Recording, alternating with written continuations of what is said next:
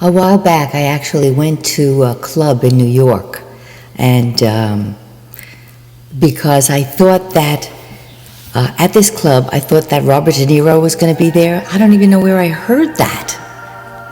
And I was such a crazy person at that time that I thought, well, I should go, because if I go to this club and I meet Robert De Niro, I am sure that he'll put me in one of his movies. I mean, why wouldn't he do that, you know? I've always found that once people meet me, they like me, and they use me. I mean, it's just the way it's been. I was on a mission. Anyway, I go to this club in New York, and I have a martini to calm myself down because I'm all excited. I'm going to meet Robert De Niro. And I'm sitting around, and there's a lot of people there. It's a nice club. It's on the west side, and nice music and dancing and stuff like that. But as I said before, that's not why I was there. So I got all dressed up, to come here, and I really looked nice. I had high heels on, stiletto high heels, and a pair of nice palazzo pants and a beautiful white shirt. I looked hot, I look good. So it's about an hour passes, and I go over to the bartender and I said, did De Niro come yet? And he says, huh? I said, Robert De Niro's coming, isn't he? He says, I don't know.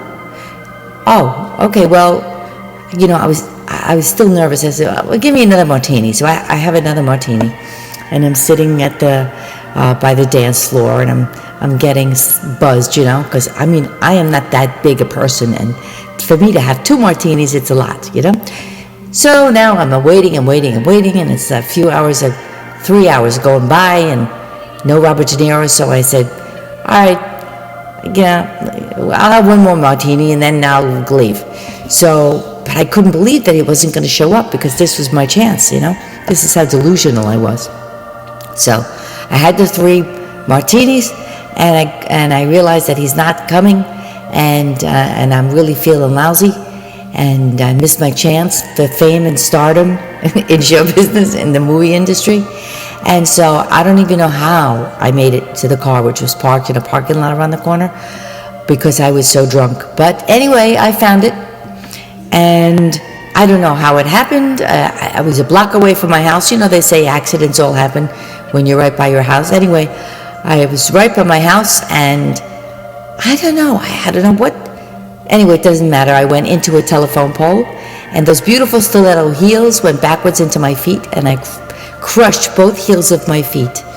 And they said I would never walk again. I'd be a mess. And I fractured my skull, my sternum. I had stitches in my P.S. To make a long story short, not only am I walking again, that's another story which I'll tell you, which is really very heartwarming. I'm walking perfectly, and I'm wearing high heels again, and I'm doing all those things without alcohol, by the way. I'm not drinking. I did do a lot of things to get to this place, but anyway, it wasn't drinking. So I just want to tell you what I think alcohol played a part in delusional behavior. Now I could laugh at it, because how did anybody think a stupid thing like that? But anyway, it's an interesting story, I think. So I thought you might be interested in hearing it. And also, you should know that I've been in recovery for 6 years. 6 years ago, I stopped drinking and smoking on the same day, and I have not put a drop of alcohol into my mouth since. And it's been a wonderful time of recovery. I recommend it highly to everyone that I meet. I always tell them, I said, you have no idea how you do heal. Your brain heals, because when you think about it, if you're drinking alcohol, you're pickling your brain. You're not going to think the same way ever again, and that's just a fact. So I'm happy to say that those days are over.